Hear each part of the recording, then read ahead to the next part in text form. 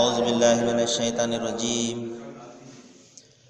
बिस्मिल्लाहिर्रहमानिर्रहीम क़ुल या अहलल किताबि लिमा तक़फ़ुरून बिआयातिल्लाह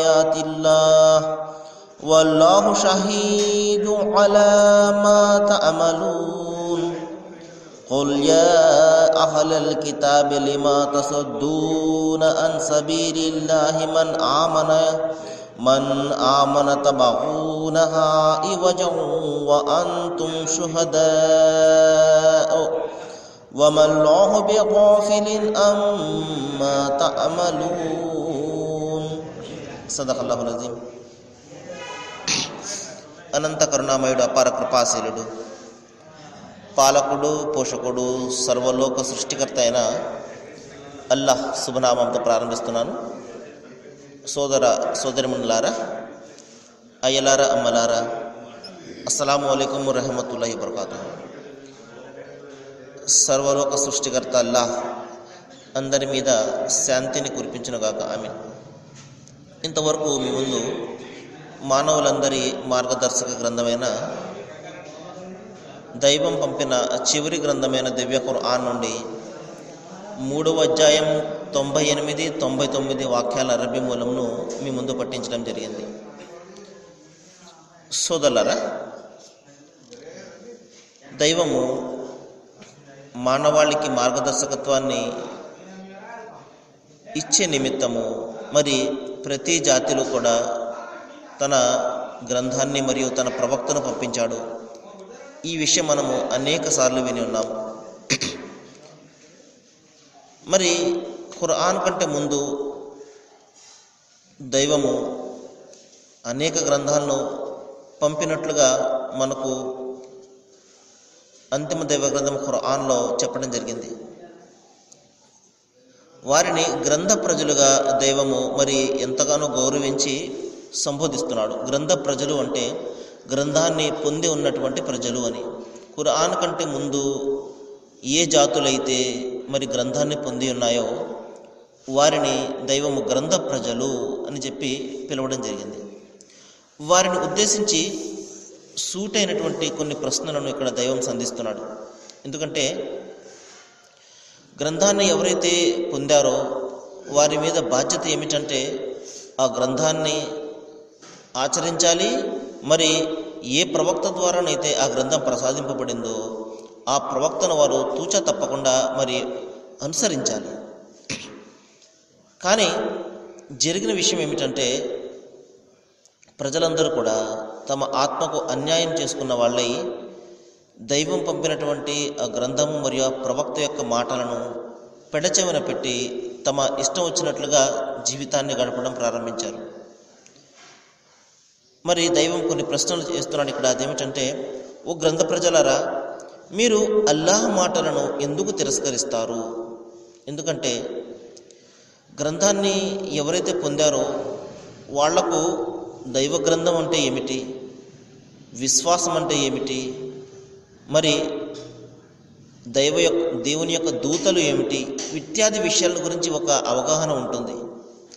మరి ఆ మాటలను సమర్థిస్తూ మరొక గ్రంథం వచ్చినప్పుడు వారి బాధ్యత ఏమిటంటే మొట్టమొదటగా వారు దానిని అంగీకరించాలి. కానీ జరిగిన విషయం ఏమిటంటే ఇంతకు పూర్వం వచ్చినటువంటి గ్రంథాలను సమర్థిస్తూ మరొక గ్రంథము వచ్చినప్పుడల్లా వీరు ఏమనేవారంటే, మేము వీటిని విశ్వసించము, మా వద్ద ఏదైతే గ్రంథం ఉన్నదో అదే మాకు ముఖ్యము అని తిరస్కరించేవారు. మహాప్రవక్త ముహమ్మద్ సల్లల్లాహు అలైహి వసల్లం వారిని కూడా మరి ఇదే విధంగా తిరస్కరించడం జరిగింది. కారుణ్యమూర్తి మహాప్రవక్త ముహమ్మద్ సల్లల్లాహు అలైహి వసల్లం వారు మరి నేటికి సుమారు 1500 సంవత్సరాలకు పూర్వము మక్కా నగరంలో జన్మించడం జరిగింది. ఆ కాలంలో మరి అనేక భయంకరమైనటువంటి రుగ్మతలు, నైతిక చెడులలో కూరుకుపోయి ఉన్నటువంటి ఆ సమాజాన్ని బాగుపరిచే నిమిత్తము మరి అంతిమ ప్రవక్తను ప్రభవింపజేయడం జరిగింది. మహాప్రవక్త ముహమ్మద్ సల్లల్లాహు అలైహి వసల్లం వారు 13 సంవత్సరాల పాటు మక్కా నగరంలో తన బోధనలు వినిపించారు. అందులో ప్రధానంగా మరి దైవం ఒక్కడే, మానవులందరూ కూడా సమానమే, మరి దైవానికి సాటి సమానం ఎంత మాత్రం కూడా కల్పించకూడదు ఆయన స్వరూపము, ఆయన ఆకారం ఎవరికీ తెలియదు. కాబట్టి మీరు ఆయనకు సాటిని కల్పించకండి. ఇంకా నేరుగా మీరు ఆయననే ప్రార్థించండి. మధ్యవర్తుల ప్రమేయం ఏమాత్రం కూడా అవసరం లేనివాడు ఆయన అని ఈ విధంగా వారి యొక్క విశ్వాసాలను బాగుపరిచే ఆ సందేశాన్ని వినిపించారు.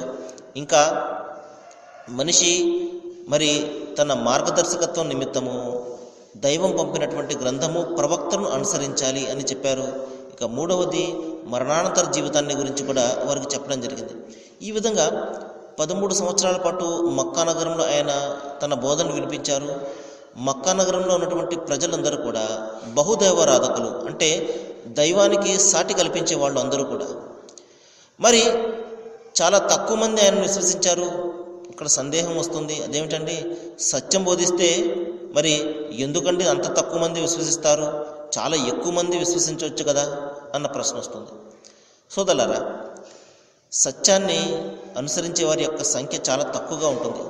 ఉదాహరణకు మనము మద్యపానాన్ని గురించి ప్రచారం చేస్తూ దానిని మానండి అని మనము బోధిస్తున్నాం అనుకోండి, చాలా తక్కువ మంది దానిని విశ్వసిస్తారు, దానిని అంగీకరిస్తారు.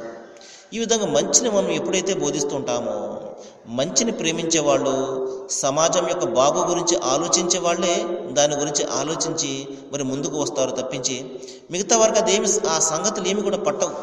జీవితం ఇదే గడిచిపోతుంది, ఇప్పుడు మనం ఈ మాటను విని మానివేస్తే మనకు వచ్చినటువంటి లాభం ఏమిటి, ఈ విధంగా ఆలోచన జరుగుతుంది తప్పించి మరి అరే ఈయన చెప్తున్నారు కదా సరే ఆలోచన చేద్దాము అన్న విషయం ఏది కూడా ఉండదు. కాబట్టి సోదరులారా, అంత మాత్రాన సత్యాన్ని తక్కువ మంది విశ్వసిస్తారు కాబట్టి మరి దానికి బలం లేదేమో అని అనుకోవడము మన పొరపాటే. ఎందుకంటే సత్యం అనేది చాలా బలమైనది, శక్తివంతమైనది, మరి ఎప్పటికైనా అది మాత్రమే నిలుస్తుంది. సోదరులారా, మరి ప్రవక్త ముహమ్మద్ వారిని చాలామంది తిరస్కరించారు. ఆయన మదీనా నగరానికి వలసపోయే విధంగా వారు ఆయనను అత్యంత శారీరక మానసికంగా బాధలు పెట్టడం జరిగింది. మరి మదీనా నగరంలో దూరంగా ఉన్నటువంటి మదీనా నగరంలో అక్కడ యూదు ప్రజలు ఎక్కువగా ఉండేవారు. యూదులు ఎవరు అంటే ఖురాన్ కంటే ముందు వచ్చినటువంటి గ్రంథాన్ని పొంది ఉన్నటువంటి ప్రజలు అని. మరి వారి గ్రంథాల్లో ఒక విషయము చాలా అతి స్పష్టంగా ఒకటి వ్రాయబడి ఉన్నది. అదేమిటంటే ఒక ప్రవక్త వస్తారు, మరి ఆ ప్రవక్తను మరి అనుసరించాలి, ఆయన సత్యాన్ని గురించి బోధిస్తాడు, ఒకే దైవాన్ని గురించి బోధిస్తాడు అని మరి పేరుతో సహా ఆయన గురించి అనేక ప్రవచనాలు ఉన్నాయి. మరి అప్పటి పండితులు ఒక ప్రవక్తను గురించి మరి వేచి చూసేవారు, ఒక ప్రవక్త వస్తారు, ఆ ప్రవక్త వస్తారు అని చెప్పేసి. ప్రవక్త ముహమ్మద్ సల్లల్లాహు అలైహి వసల్లం వారు మరి దైవం ఆయనను ప్రభవింపజేశాడు. వారి అందరి ప్రధాన బాధ్యత ఏమై ఉండేదంటే వెంటనే ఆయనను విశ్వసించవలసి ఉంటుంది వాళ్ళు. కానీ ఆ విధంగా జరగలేదు. వారు అసూయ ద్వేషాలకు లోనైపోయారు. ప్రవక్త మా జాతి నుండి కాకుండా వేరొక జాతి నుండి వచ్చాడు కాబట్టి మేము ఆయనను విశ్వసించము, ఆయన సత్య ప్రవక్త అని అత్యంత స్పష్టంగా వారికి బోధపడినప్పటికీ కూడా అంతిమ దైవ గ్రంథం ఖురాన్లో ఒక సందర్భంలో చెప్తాడు, వారు తమ సంతానాన్ని ఏ విధంగా అయితే గుర్తిస్తారో ఈ ప్రవక్తను కూడా అదే విధంగా గుర్తిస్తారు. ఈయన సత్య ప్రవక్త అని, ఈయన దైవం పంపినటువంటి ప్రవక్తే అని వారికి అత్యంత స్పష్టంగా తెలిసిపోయినప్పటికీ కూడా అసూయ ద్వేషాల కారణంగా వారు ఆయనను తిరస్కరించారు. దైవము మరి వారిని ఉద్దేశించి ఈ విధంగా చెప్తున్నాడు, ఓ గ్రంథ ప్రజలారా, గ్రంథాన్ని పొంది ఉన్నటువంటి ప్రజలారా, ఖురాన్ కంటే ముందు వచ్చినటువంటి గ్రంథాలను పొంది ఉన్నటువంటి ప్రజలారా, మరి మీ దగ్గర ఉన్నటువంటి గ్రంథాన్ని సమర్థిస్తూ మరొక గ్రంథం వచ్చినప్పుడు మీరు దాన్ని ఎందుకు తిరస్కరిస్తున్నారు అని చాలా సూటైనటువంటి ప్రశ్నను ఇక్కడ సంధిస్తున్నాడు. చూడండి సోదరులారా, భగవద్గీత గ్రంథాలను, వేదాలను, ఉపనిషత్తులను పరిశీలన చేసినట్లయితే ఒకే దేవుని ఆరాధన గురించి అక్కడ మనకు కనబడుతుంది.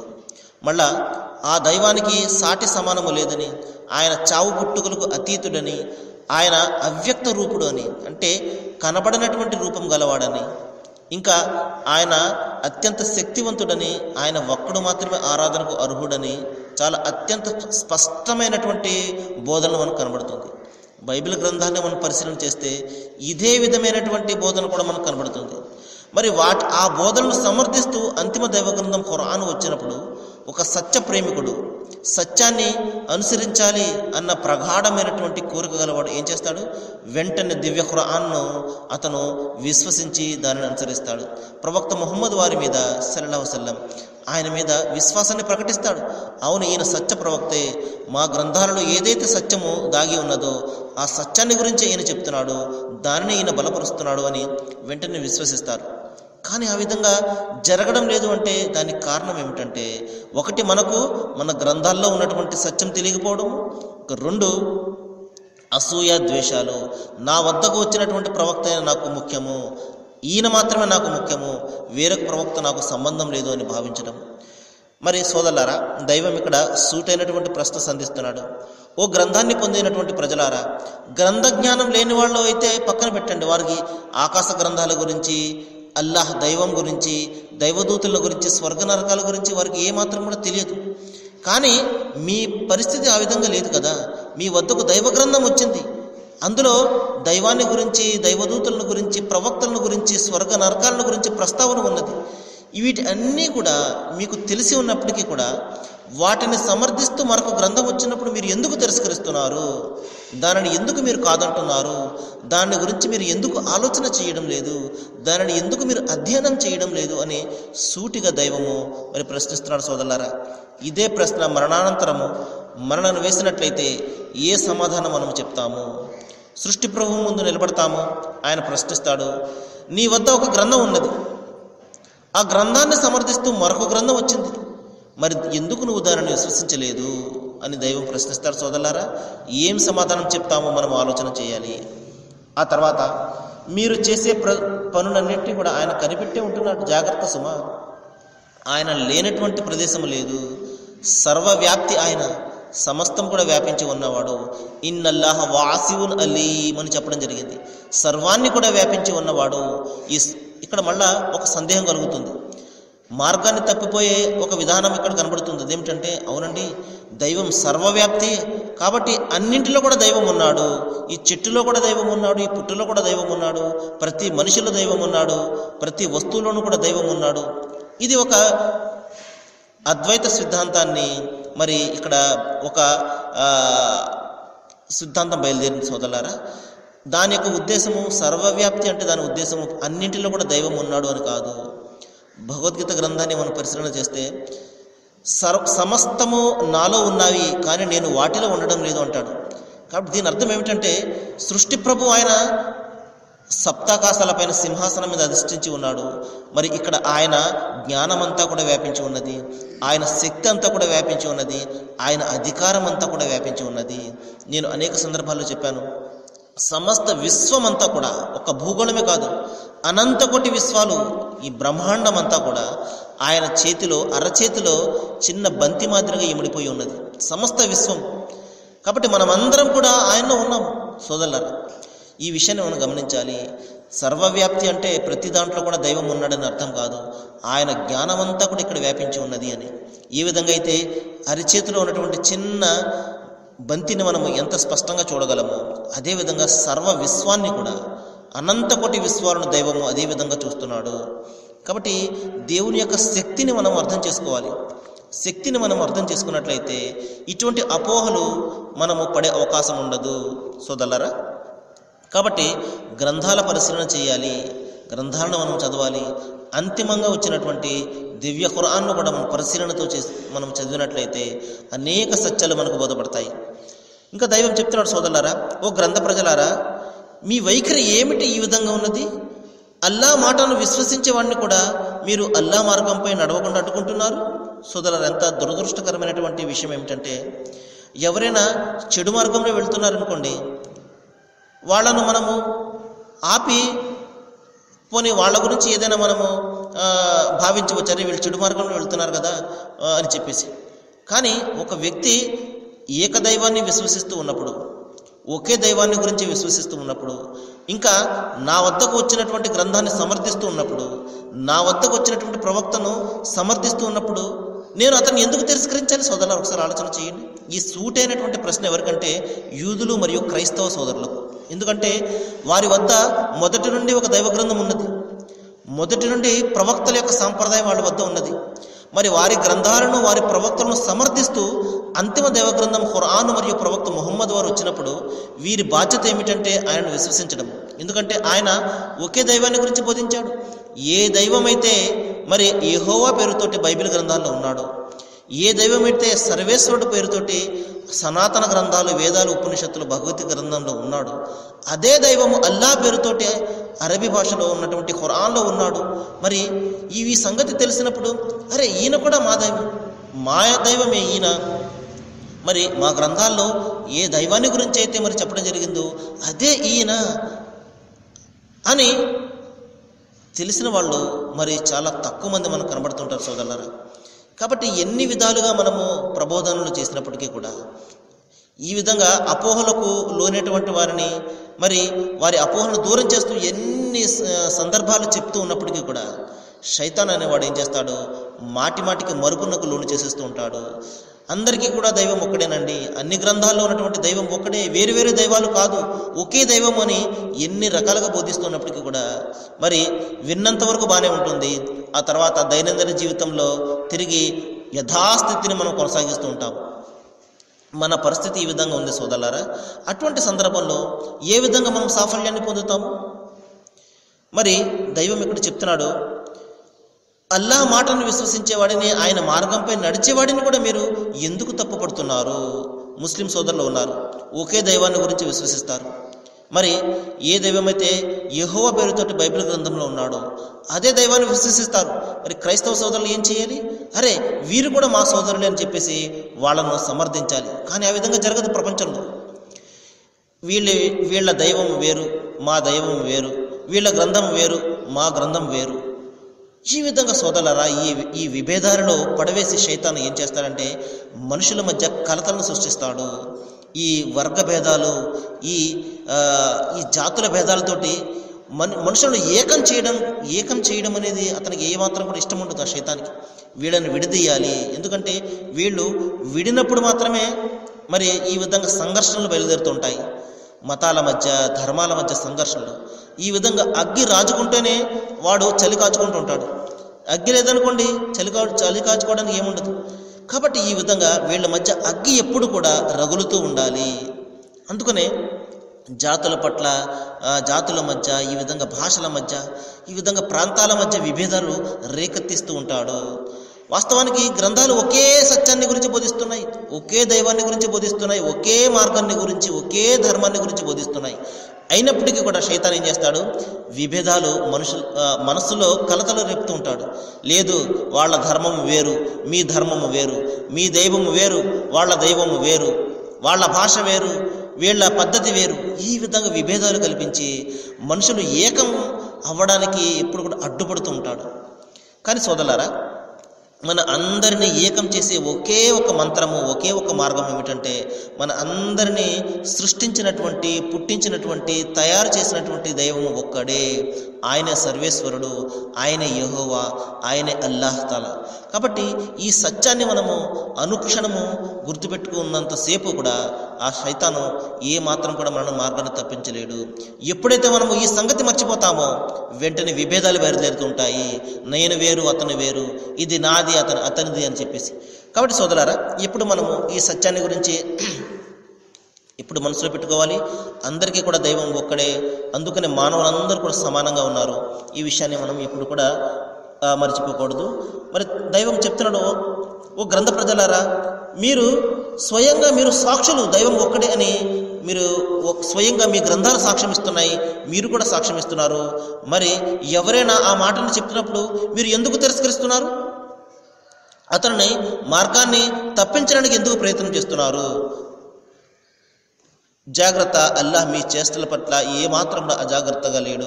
సోదరారా, సూటైనటువంటి మరి ప్రశ్నలు సంధిస్తున్నాడు గ్రంథ ప్రజలకు, ప్రధానంగా యూదులు మరియు క్రైస్తవ సోదరులకు. ఎందుకంటే వారి యొక్క ధర్మాన్ని సమర్థిస్తూ, వారి మార్గాన్ని సమర్థిస్తూ, వారి ప్రవక్తలు బోధించినటువంటి మరి బోధనలను సమర్థిస్తూ అంతిమ దైవ గ్రంథం ఖురాన్ని మరియు ప్రవక్త ముహమ్మద్ వారు ప్రభవించినప్పుడు వీరి నిజమైనటువంటి విశ్వాసులు అయితే నిజంగా దైవాన్ని ప్రేమించే వాళ్ళు అయితే వీరి బాధ్యత ఏమిటంటే ఈ అంతిమ దైవ గ్రంథం ఖురాన్ను మరియు ప్రవక్త ముహమ్మద్ వారిని కూడా విశ్వసించాలి. తమ గ్రంథాలను విశ్వసించాలి, అంతిమంగా వచ్చినటువంటి ఖురాన్ను కూడా విశ్వసించాలి. ఇటువంటి వారికి నేను 2 రకాల సాఫల్యాన్ని ప్రసాదిస్తాను, అంటే రెట్టింపు స్వర్గాన్ని ప్రసాదిస్తానని దైవము శుభవార్తనిస్తున్నాడు సోదరులారా. మరికొన్ని విషయాలు మనము తర్వాత మాట్లాడుకోవడానికి ప్రయత్నం చేద్దాము. చక్కటి విషయాలు మన ముందుకు వస్తున్నాయి. ఏ విషయాలైతే మన ముందు చర్చకు వస్తున్నాయో వీటి పట్ల మనం ఆలోచన చేయాలని, మన యొక్క అపోహలు తొలగించుకొని మన మార్గాన్ని మనము నిజమైనటువంటి మార్గాన్ని ఎన్నుకొని అందులో పయనించాలని దైవం అల్లాహ్ అందరికీ మంచిని చేయాలని నేను కోరుకుంటూ ముగిస్తున్నాను. వాఖిరు దవానా అనిల్ హమ్దులిల్లాహి రబ్బిల్ ఆలమీన్. అస్సలాము అలైకుం.